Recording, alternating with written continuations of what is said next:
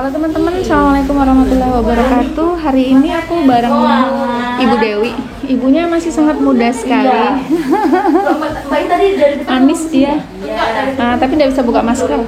Jadi Ibu Dewi ini beresiko. Ada kemungkinan gitu. Aku nggak berani menyatakan bahwa ibu itu abortus karena nanti keputusannya ada di dokter, ya. Keputusannya ada di dokter. Jadi ini aku mau konseling nanti kalau seandainya ibu ini harus dikuret, ya. Nah, kalau ibu harus dikuret karena statusnya adalah keguguran atau blood ovum atau janin tidak berkembang, maka ibu nanti 6 minggu setelah dia melahirkan, setelah dikuret baru boleh hamil lagi, ya. 6 bulan. Jaraknya dari kuret tadi tuh. Jaraknya dari kuret. Karena biar rahimnya itu siap untuk dijadikan tempat untuk berkembang janin. Nah, kenapa begitu? Kalau yang di tahun-tahun kemarin, saya kan pelatihan di bulan 2 kemarin baru dapat informasi baru bahwa standar SOP-nya setelah dilakukan kuret 6 bulan baru boleh hamil lagi. Nah, kalau yang di bulan-bulan sebelumnya ini standarnya adalah 3 bulan. Nah, ada beberapa dokter atau bidan masih nanti menyatakan, Bu 3 bulan ya baru boleh hamil gitu. Nah, dari penelitian WHO itu dinyatakan bahwa setiap ibu yang pernah mengalami keguguran, jika dia hamil lagi ada resiko keguguran berulang. Nah, itu sebabnya kenapa kok 6 bulan lagi sih gitu. Jadi diharapkan dengan 6 bulan itu tadi si ibu rahimnya betul-betul siap untuk nanti dijadikan berkembang janin begitu. Nah, ibu ini berat badannya 39, kecil gitu. Lingkar lengannya cuman 21. Nah, sebenarnya untuk ibu hamil itu standarnya lingkar lengannya adalah sekitar 23 ke atas lingkar lengannya, menunjukkan bahwasanya si gizi ibu itu cukup untuk hamil, siap. Gizinya di dalam tubuh si ibu itu memang siap untuk hamil gitu. Tapi ibu ini memang mungkin perawakannya kecil, dari dulu kecil ya. Iya, Bu. Nah, tapi aku tanya tadi katanya kurang makan sayur ya. Nggak doyan sayur, Mas. Nggak doyan sayur ya. Iya. Kalau dikecil-kecilin gitu nggak doyan juga. Biar dikecilin, kalau sudah masuk sampai tenggorokan keluar lagi, Bu. Oh gitu. Iya. Dari kecil ya. Iya. Dari kecil seperti itu. Karena makanan yang paling sehat kan yang paling bervariasi ya. Apalagi nanti kalau hamil tuh pasti kalau di konseling gizi pasti itu nanti makanannya harus yang ini gitu. Tapi aku nggak punya solusinya kalau dari kecilnya seperti itu. Tapi nanti bolehlah dicoba. Kan misalnya nanti ini kuret kan berarti ibu harus KB ya. KB. Nah, KB apa saja? Nanti dicoba ya yang sayur tadi. Atau ibu konsultasi gimana sih caranya biar bisa makan sayur gitu. Sebenarnya sih kalau menurut aku itu apa yang muncul di persepsi di dalam pikiran kita. Kalau di pikiran kita mengatakan aduh itu ini kayaknya jadi sulit masuk gitu. Tapi kalau berpersepsi oh itu ada yang kita butuhkan di dalam tubuh kita, aku harus makan sayur gitu, kemungkinan besar mau gitu ya. Kita itu kan kadang-kadang menolak karena persepsi kita itu negatif terhadap sayur. Pasti pernah takut karena ulat atau apa gitu ya. Enggak, dulunya pernah kesedak gitu, Nak. Pernah kesedak. Berarti dia trauma. Berarti ada riwayat trauma dengan yang namanya makan sayur. Iya. Jadi nanti diupayakan ya. Nanti biasanya kalau konsultasi ke gizi, karena memang gizi kita itu harus seimbang, apalagi untuk perkembangan si bayi. Terus anakmu jangan-jangan enggak makan sayur? Kalau dia makan, Bu, gua enggak mau. Berarti kamu tetap masak sayur untuk suami dan anak? Iya. Tapi kamu sendiri tidak makan? Iya, paling ambil kuahnya gitu. Ambil kuahnya? Oh ya sudah. Atau itu digerus dijadikan kuah itu sayurnya. Gitu. Nah, terus sekarang KB-nya. KB-nya yang bisa digunakan, nanti tidak boleh menggunakan KB yang 3 bulan. Ya. Yang 3 bulan tidak boleh, karena nanti untuk kan ibunya ini mau hamil lagi nih, ya kan, memang sangat kepengen hamil. Jadi KB yang 3 bulan tidak boleh diberikan implan. Jadi yang kita anjurkan cuma 2 ya, 3 ya, kondom 6 bulan ya, kondom atau pil, atau suntik KB yang 1 bulan ya. Suntik KB yang 3 bulan jelas puskesmas tidak ada, nanti bisa ke tempatnya bidan irin ya. Kalau pil ibu bisa pakai dari ini, beli di apotek sendiri ya. Pilnya yang kombinasi, jangan yang tunggal karena itu kan tidak menyusui ya. Nanti takutnya kalau lupa, Bu. Oh, nanti bisa ngambil pil juga di sini. Oh, kalau minum pil takut lupa? Iya. Oh, berarti dia suntik KB yang 3 bulan bagusnya ya. Suntik KB yang 3 bulan. Yang 3 bulan. Sorry, salah lu. Suntik KB yang 1 bulan. Ya. Nanti bisa ke tempat bidan irit. Kita siap kah, Mbak? Suntik KB yang 1 bulan. Oh, ada. Kalau mau bisa di sini. Ya, kalau jam sore tempat Bu Irin. Ya, atau di BPS lainnya. Begitu. Terus, kapan Ibu bisa memulai KB? Ya.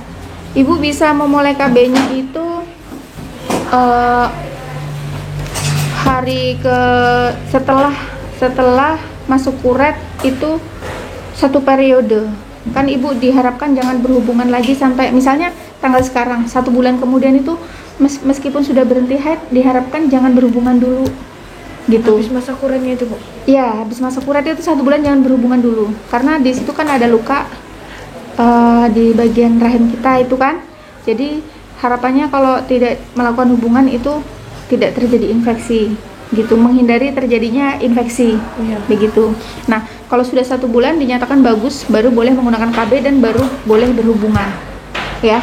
Nah, nanti itu kan 1 periode haid, 1 periode sampean habis habis kuret itu kadang ada yang haid, kadang-kadang ada yang tidak haid. Kalau Ibu haid, Ibu boleh suntik habis haid. Tapi kalau Ibu tidak haid, Ibu bisa memulai hari ke-30, terus nanti 7 hari obatnya baru bisa mencegah hamil gitu. Tapi kalau Ibu memulainya habis haid, Ibu sudah boleh berhubungan seperti biasa. Nah, tapi kalau nanti tidak ada haid, sudah 1 bulan kok nggak haid ya, nah Ibu boleh suntik KB, tapi nanti 7 hari obatnya baru bisa mencegah hamil.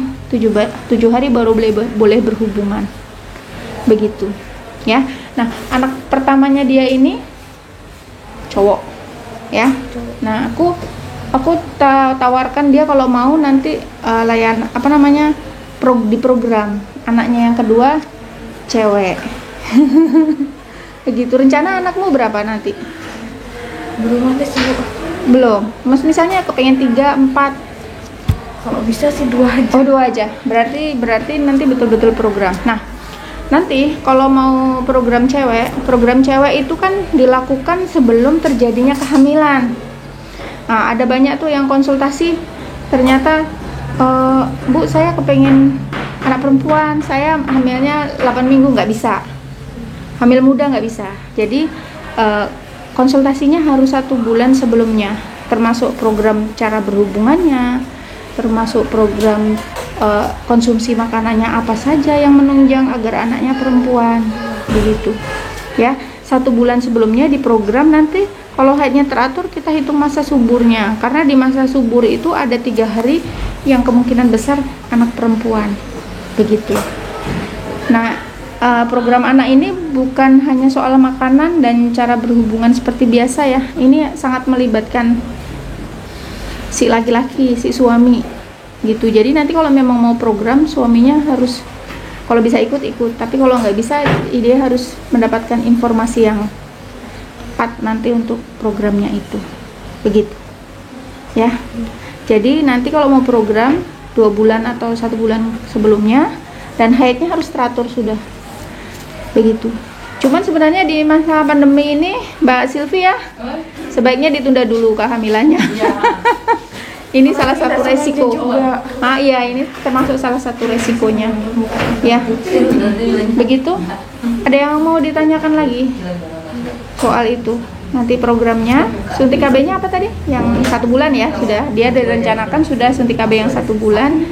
Sebelumnya pernah pakai suntik KB yang 1 bulan? Sebelum ini pakai KB apa? Enggak KB ya? Oh, enggak KB.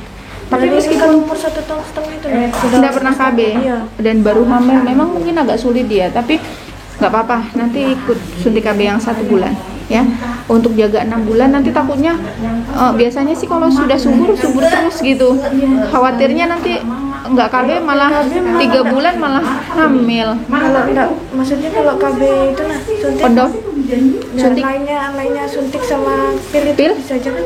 Kondom? Iya. Boleh. Tapi jangan KB yang dibuang di luar ya.